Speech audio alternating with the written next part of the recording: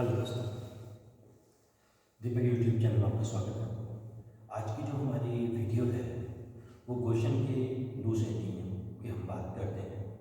Question का जो पहला नियम था हम लोग सब बात करें सीमांत उपयोगिता ह्रासमान नियम, और आज का उसका दूसरा नियम है क्वेश्चन का समसीमांत तुष्टिगुण तुष्टिगुण नियम, अर्थात उपयोगिता समसीमांत उपयोगिता नियम इसे हम लॉ ऑफ इक्विमार्जिनल यूटिलिटी कहते हैं।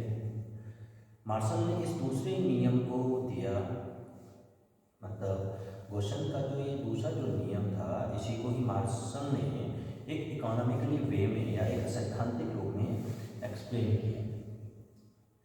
मार्शल का मानना और क्वेश्चन का दोनों का ही पॉइंट ऑफ व्यू एक था, लेकिन जो मार्शल ने इसको एक इकोनॉमिक रूप दिया और मार्शल ने अपने कुछ शब्दों में क्वेश्चन के दूसरे नियम को कहा कि यदि किसी व्यक्ति के पास एक कोई ऐसी वस्तु है जिसे वह अलग अलग प्रकार से उपयोग कर सकता है तो वह उपभोक्ता उसका इस प्रकार उस वस्तु का इस प्रकार से कंज्यूम या प्रयोग या उसको डिस्ट्रीब्यूट करेगा कि उससे मिलने वाली जो उसकी सीमांत उपयोगिता प्रत्येक में समान हो।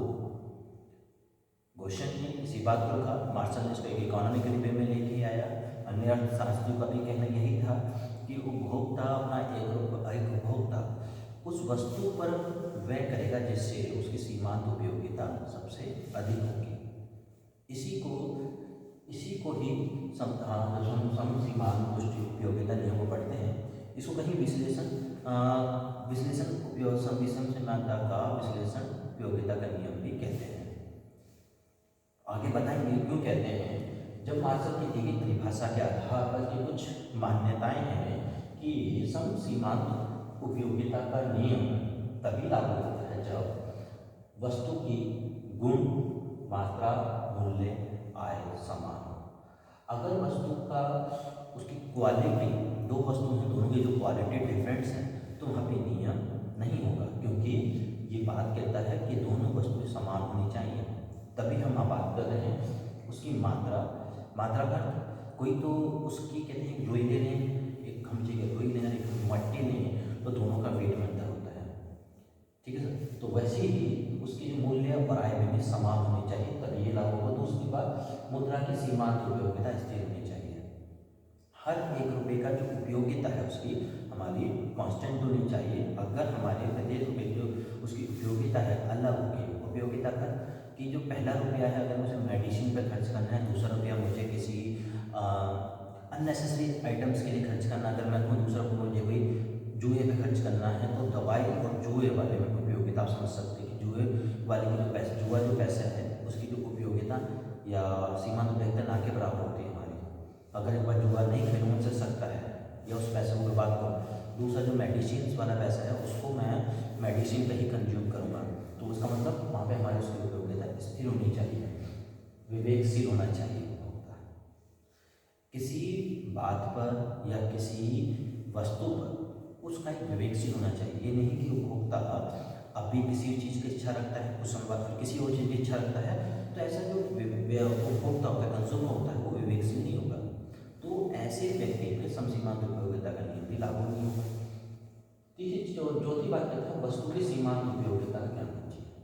हर एक कंज्यूमर को यह पता होना चाहिए कि मैं मार्केट से कौन सी वस्तु को बाय कर रहा हूँ और कौन सी वस्तु मेरी कितनी उपयोगिता, उससे कितनी उपयोगिता मिलेगी। जब मार्क्स क्वेश्चन के दूसरे नियम की बात करते हैं तो इसमें इस बात को रखा गया कि उपभोक्ता प्रत्येक वस्तु को, प्रत्येक रुपये जो उसकी जेब में है वो उसको उस वस्तु पे खर्च करेगा जहाँ पर उसकी सीमांत उपयोगिता और उसके मूल्य की जो दोनों की समान होगी, वहीं भी उपभोक्ता अपना रुपया खर्च करेगा। ये भी मार्क्स की परिभाषा के आधार पर इस बात को रखते हैं। इसके लिए एक उदाहरण लेते हैं। माना एक कंज्यूमर के पास कुछ रुपए 5 रुपये हैं और उसको बाजार से दो वस्तुएं खरीदनी है। बाजार से दो वस्तुएं खरीदनी है तो वह व्यक्ति कौन सी वस्तु को पहले खरीदेगा। इसलिए इस नियम को विश्लेषणात्मक समसीमांत उपयोगिता का नियम भी कहते हैं, क्योंकि एक जो उपभोक्ता होता है वो वर्तमान दो वस्तुओं को प्राप्त करके वो यह विश्लेषण करता है कौन सी वस्तु उसके लिए अधिक उपयोगी है।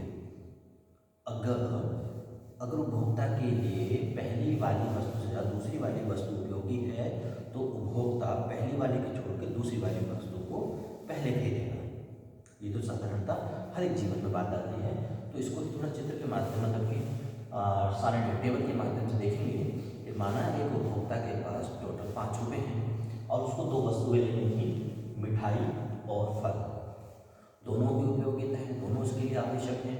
लेकिन जब उपभोक्ता पहला रुपया खर्च करता है तो उसको दिखता है कि अगर मैं 1 रुपये की 100 मिठाई की 100 यूनिट आती हैं, 100 इकाई आती हैं और फल की 80 इकाई आती हैं। ठीक है, ध्यान देने में 100 मिनट को अगर ध्यान देंगे, अगर मैं 1 रुपया खर्च करता हूँ तो जो मुझे मिठाई मिलती है उस मिठाई से मिलने वाली जो मेरी उपयोगिता है वो कितनी 100। अगर मैं वही रुपया फल पे खर्च करता हूँ तो उससे वाली मेरी उपयोगिता कितनी होगी 80।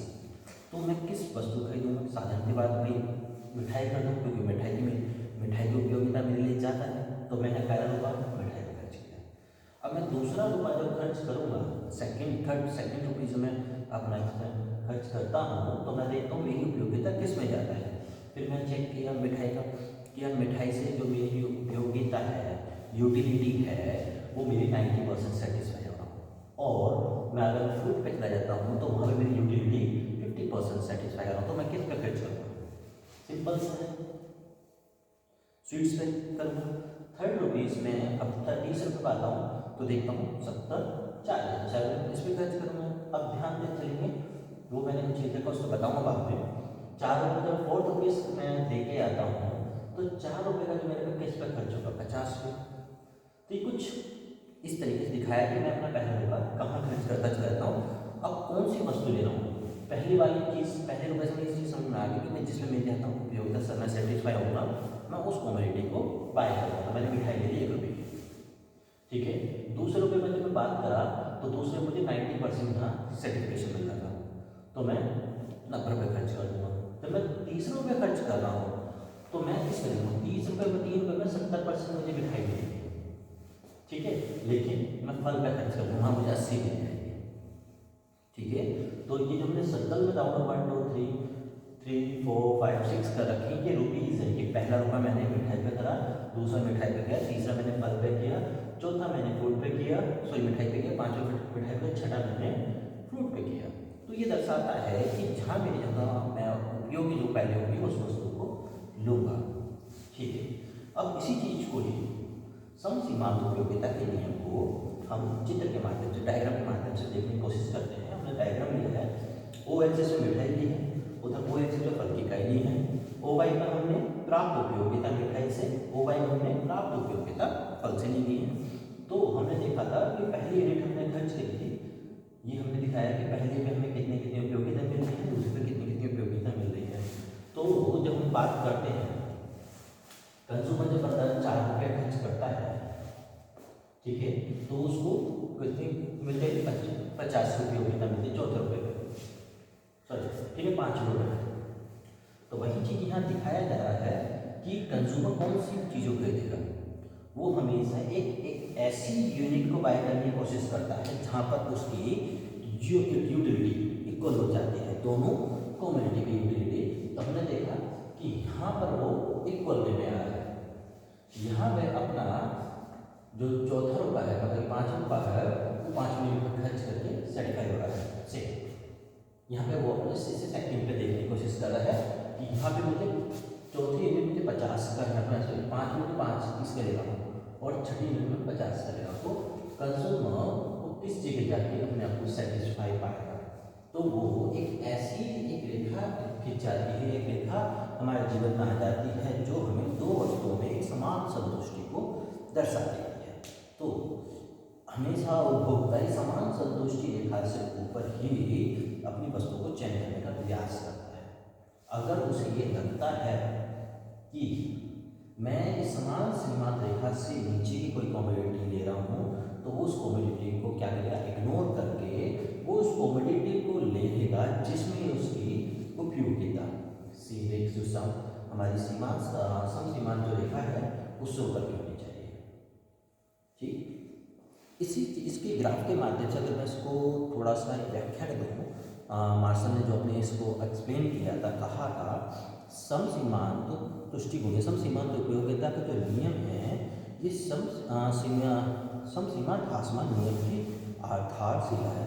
अगर कोई उपभोक्ता किसी वस्तु पर अपनी कोई अधिक मतलब किसी वस्तु की अधिक इकाई को खरीदता है, अगर कोई उपभोक्ता किसी वस्तु की अधिक इकाई को खरीदता है तो उससे जो प्राप्त होने वाली उपयोगिता है, जो उससे प्राप्त होने वाली उपयोगिता पहले वाली उपयोगिता से कम प्राप्त होगी। तब उपभोक्ता कंज्यूमर एक कमोडिटी को लेकर दूसरी वाली कमोडिटी से तुलना करके उस कमोडिटी को बाय करता है, मतलब खरीदता है, जिससे उपभोक्ता को अर्थात कंज्यूमर को उपयोगिता ज़्यादा प्राप्त होती है। यही चीज़ समसीमांत उपयोगिता के नियम में बताई गई, जिसने क्वेश्चन के दूसरे नियम को एक्सप्लेन किया।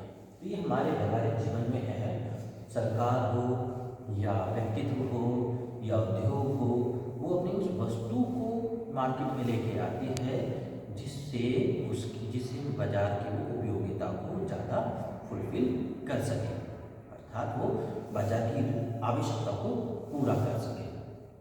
तो यह था आपका समसीमांत उपयोगिता नियम, जो कि आपके लिए 10+2 या पोस्ट ग्रेजुएशन और यहाँ तक कि यूजी नेट मैक्सिमम परीक्षाओं में इससे संबंधित क्वेश्चन पूछ लिए जाते हैं। कि क्वेश्चन से अगर मैं एक छोटा क्वेश्चन लिखा जाता है कि उपभोक्ता कैसा होता है, मान्यताओं को लेकर पूछा जा सकता है प्रश्न आपसे। उपभोक्ता कौन सी वस्तु खरीदेगा, अगर उपभोक्ता कौन सी वस्तु खरीदेगा, प्रश्न यही था कि अगर एक उपयोगिता, अगर उसके पास 1 रुपया है और 1 रुपये उसके सामने 2 वस्तुएं, तो कौन सी वस्तु को वो पहले खरीदेगा। अगर पहले वाले रुपये से वो जो मिठाई ले रहा है उससे मिलने वाली उपयोगिता उसकी 80 है, और अगर वही 1 रुपया वो फल पे खर्च करे उससे मिलने वाली उपयोगिता उसकी 70 है, तो उपभोक्ता कौन सी वस्तु खरीदेगा। सिंपल सी बात 80 खरीदेगा, क्योंकि उसकी उपयोगिता उसमें ज़्यादा है। ये था समसीमांत उपयोगिता का नियम। अगली क्लास में हम अगले चैप्टर में बात करेंगे। तो जो उपयोगिता का जो चैप्टर है वो यहाँ पर आपका समाप्त होता है।